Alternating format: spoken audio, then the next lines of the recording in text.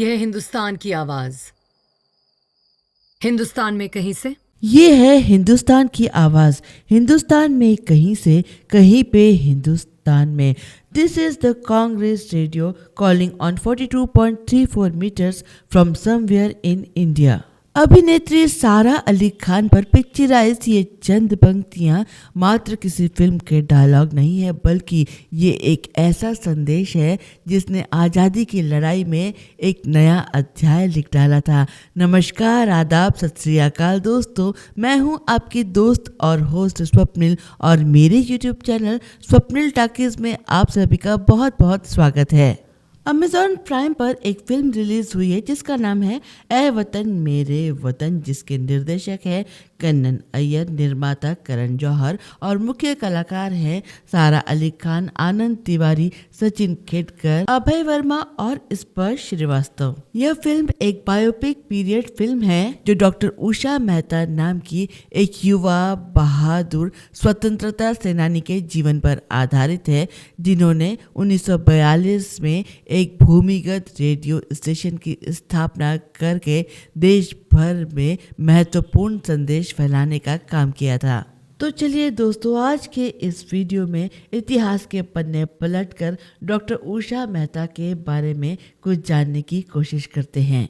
Doctor Usha Mehta का जन्म गुजरात के सरस गांव में 25 मार्च 1920 को हुआ था। इनके पिता श्री हरि प्रसाद मेहता एक डिस्ट्रिक्ट लेवल जज थे ब्रिटिश पीरियड में, और इनकी माताजी घेली बहन मेहता एक होम मेकर यानी कि हाउसवाइफ थी, और इनके परिवार में इनके अलावा इनके एक बड़े भाई थे। 1925 में एक बार गांधी जी उनके गांव एक कैंपेन के दौरान आए थे। उस वक्त उषा की उम्र मात्र 5 वर्ष थी। अन्य छोटे बच्चों की तरह उन्होंने गांधी जी के साथ चरखा काटा और गांधी जी की बातों को बहुत ही ध्यान से सुना। गांधी जी की बातों से, उनके विचार, उनके दर्शन से उषा उसी उम्र में इतनी प्रभावित हो गई थी कि ये कहना गलत नहीं होगा कि वो छोटी सी बालिका उसी उम्र में स्वतंत्रता सेनानी बनने की मन ही मन ठान चुकी थी। 1928 में भारत में संवैधानिक सुधार के लिए ब्रिटिश सरकार ने साइमन कमीशन की स्थापना की थी, लेकिन इसमें किसी भी भारतीय रिप्रेजेंटेटिव को उन्होंने स्थान नहीं दिया था, जिसकी वजह से इसका पूरे देश में बहिष्कार किया जा रहा था। पंजाब में लाहौर में लाला लाजपत राय ने एक रैली में इसका विरोध किया था, जहां पर ब्रिटिश सरकार ने उन पर लाठीचार्ज किया था और जिसके बाद उनकी मृत्यु हो गई थी। इसके बाद तो पूरे देश में साइमन भारत छोड़ो, साइमन क्विट इंडिया का नारा गूंज उठा था। ये आंदोलन देशव्यापी हो गया था। घर घर में बच्चे बच्चे की जबान पर एक ही नारा था, और नन्ही सी बालिका उषा उस वक्त 8 वर्ष की थी और उसने उसी उम्र में राजनीति में प्रवेश कर लिया था। जी हाँ, उषा ने 8 वर्ष की उम्र में बच्चों की वानर सेना का गठन किया था और साइमन भारत छोड़ो के नारे लगाते हुए मोर्चा लेकर निकल पड़ी थी, और उस उम्र में ही उन्हें हवालात पहुंचना पड़ा था। उषा के पिता अंग्रेज सरकार के मुलाजिम थे। वो उस दौरान जज की नौकरी कर रहे थे, इसीलिए उन्हें उषा का स्वतंत्रता संग्राम में हिस्सा लेना पसंद नहीं था। लेकिन 1930 में उनके पिता रिटायर हो गए और उसके बाद इनका परिवार मुंबई शिफ्ट हो गया। उसके बाद उषा खुलकर आजादी की लड़ाई में हिस्सा लेने लगी। आगे की पढ़ाई उन्होंने मुंबई से ही की। उषा पढ़ाई लिखाई में भी बहुत तेज थी। 1935 में मैट्रिक की परीक्षा में उन्हें शीर्ष 25 छात्रों में स्थान दिया गया था और वह अंग्रेजी, गुजराती, हिंदी और मराठी भाषा में पारंगत थी। कॉलेज में आने के बाद भी वाद विवाद व भाषण कला में उन्होंने अपनी पहचान बनाई। किशोरावस्था में ही गांधी जी के विचार और दर्शन को उन्होंने जीवन में पूरी तरह से आत्मसात कर लिया था। वो जीवन भर खादी के कपड़े ही पहनती रही और जीवन की सारी लग्जरीज को उन्होंने त्याग दिया था। 1940 में उषा कांग्रेस की सक्रिय सदस्य बनी व स्वतंत्रता सेनानियों के साथ उन्होंने काम करना शुरू कर दिया। उस वक्त वो कांग्रेस की सबसे कम उम्र की कार्यकर्ता थी। जल्द ही उषा अपने कार्यों से कांग्रेस की सबसे महत्वपूर्ण सदस्यों की श्रेणी में आ गई। 1942 में भारत छोड़ो आंदोलन में उन्हें गांधी जी ने अपने सबसे वफादार और प्रभावी प्रतिभागियों में से एक चुना। 8 अगस्त 1942 मुंबई के कांग्रेस सेशन के दौरान गांधी जी ने ये डिसाइड किया कि अब उन्हें कंप्लीट फ्रीडम चाहिए, यानी कि संपूर्ण स्वराज्य चाहिए। और उसी दिन उन्होंने ब्रिटिश गवर्नमेंट के खिलाफ क्विट इंडिया मूवमेंट का आह्वान किया। अंग्रेजों भारत छोड़ो का नारा उन्होंने पूरे देश को दिया। लेकिन अगले ही दिन कांग्रेस के सभी बड़े नेता या तो अरेस्ट हो गए या फिर छिप गए। पूरे देश में अंग्रेजों के खिलाफ विरोध पनपने लगा था, लेकिन बड़े बड़े नेता क्योंकि जेल पहुंच चुके थे और छुप चुके थे, तो उनके संदेश घर घर तक कैसे पहुंचते। और उसी वक्त उषा मेहता, जो उस वक्त मात्र 22 वर्ष की थी, उन्होंने ये आइडिया दिया कि क्यों ना हम एक अंडरग्राउंड रेडियो स्टेशन की शुरुआत करें।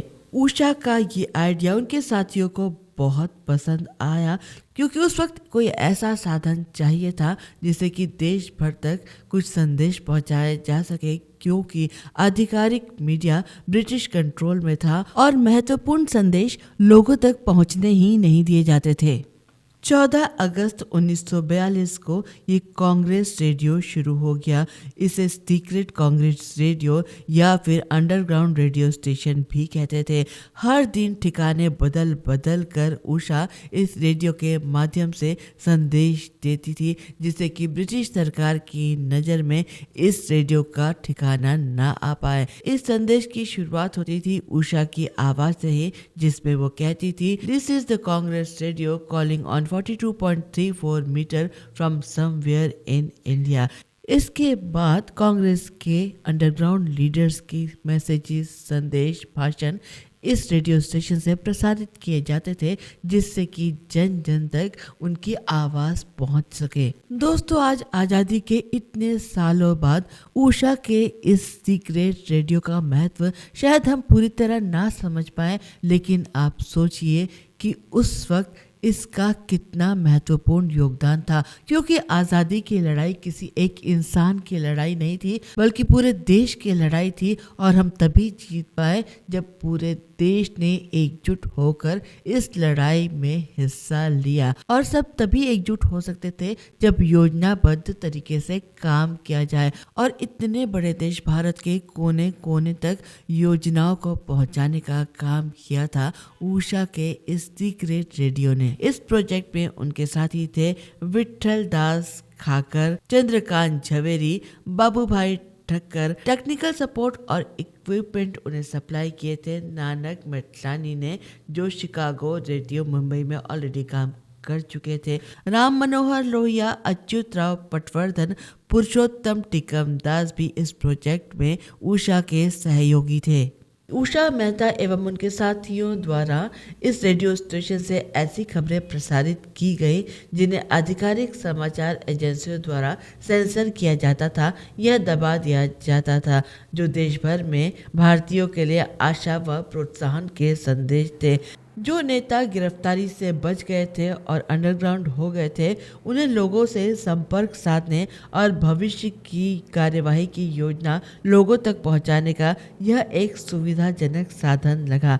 12 नवंबर 1942 तक, लगभग 4 महीने तक ये रेडियो स्टेशन चलता रहा, लेकिन एक साथी की गद्दारी की वजह से एक दिन उषा और उनके साथी पकड़े गए और अरेस्ट कर लिए गए।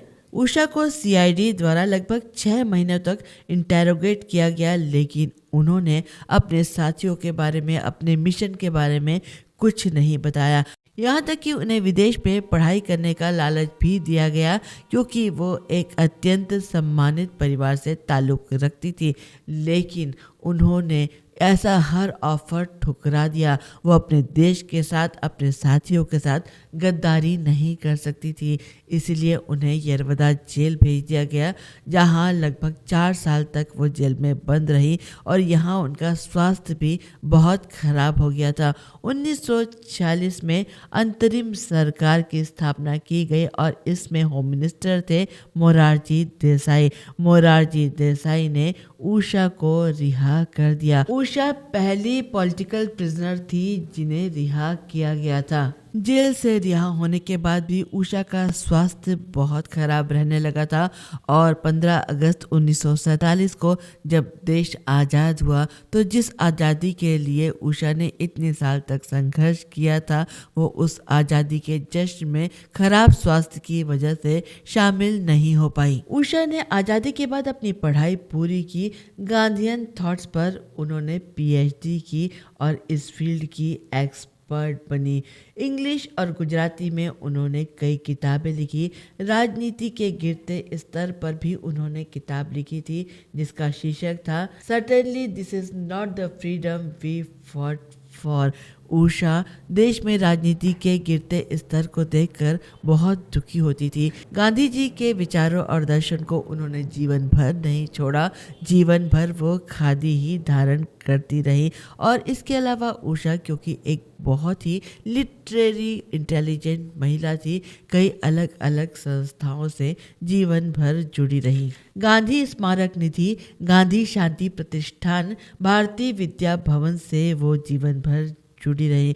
1998 में उन्हें पद्म विभूषण सम्मान से सम्मानित किया गया। भारत सरकार ने आज़ादी के 50 वर्षों के जश्न में उन्हें कई बार समारोह में सम्मानित किया।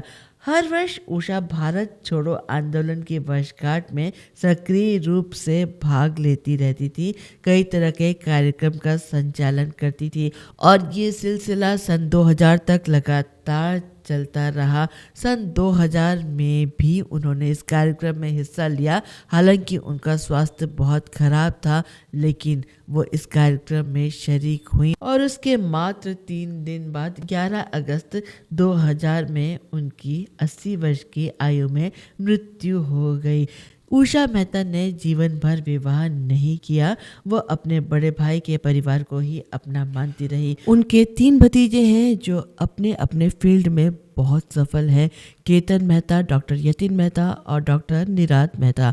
केतन मेहता जाने माने फिल्म निर्माता निर्देशक हैं और फिल्म ए वतन मेरे वतन के लिए निर्माता करण जौहर ने उनसे ही इनपुट्स लिए थे। इसके अलावा डॉक्टर यतिन मेहता गुरुग्राम के मेदांता मेडिसिटी से जुड़े हुए हैं और डॉक्टर नीरद मेहता मुंबई के हिंदुजा हॉस्पिटल से। दोस्तों, डॉक्टर उषा मेहता जैसी महान स्वतंत्रता सेनानी के त्याग, परिश्रम और बलिदान को हम शत शत नमन करते हैं। हम आभारी हैं उन सभी स्वतंत्रता सेनानियों के जिनके अथक परिश्रम, त्याग और बलिदान की वजह से आज हम आजाद भारत में सांस ले रहे हैं। दोस्तों, डॉक्टर उषा मेहता जैसे लोग बहुत कम होते हैं जिन्होंने न सिर्फ आज़ादी की लड़ाई में अपना महत्वपूर्ण योगदान दिया था, बल्कि देश आज़ाद होने के बाद भी गांधी जी की विचारधारा, उनके दर्शन को नहीं छोड़ा। आजीवन वो त्याग और तप की मूर्ति बनी रही। उस जमाने के बहुत से नेता जब देश आज़ाद होने के बाद सत्ता का सुख पाते ही गांधी विचारधारा को भूल चुके थे, वहाँ उषा मेहता एक ऐसी हस्ती थी जिन्होंने पूरा जीवन अपने आदर्शों का साथ नहीं छोड़ा और ये कोई मामूली बात नहीं है। हम गौरवान्वित महसूस करते हैं ये सोचकर कि हम उस देश के वासी हैं जहां डॉक्टर उषा मेहता जैसी उच्च शिक्षित, साहसी, निडर, आत्मविश्वास से परिपूर्ण, त्यागमयी, आदर्शवादी महिला ने जन्म लिया था। उनके जीवन से प्रेरणा लेकर अगर उसके कुछ अंश को भी हम अपने जीवन में आत्मसात कर पाएं तो शायद यही उनके प्रति हमारी सच्ची श्रद्धांजलि होगी। दोस्तों, डॉक्टर उषा मेहता के जीवन पर आधारित ये वीडियो बनाने का मैंने छोटा सा प्रयास किया है और ये प्रयास तभी सार्थक होगा जब आप इसे ज़्यादा से ज़्यादा शेयर करें, जिससे कि नई पीढ़ी ऐसी महान हस्ती के बारे में जान सके, उन्हें पहचान सके। दोस्तों, अगर वीडियो पसंद आया हो तो हमारे चैनल को सब्सक्राइब करें, वीडियो को लाइक करें, शेयर करें और हाँ, बेल आइकन को ज़रूर हिट करें, जिससे कि सभी नोटिफिकेशन आप तक समय से पहुंच सके। मिलते हैं अगले वीडियो में। नमस्कार, जय हिंद।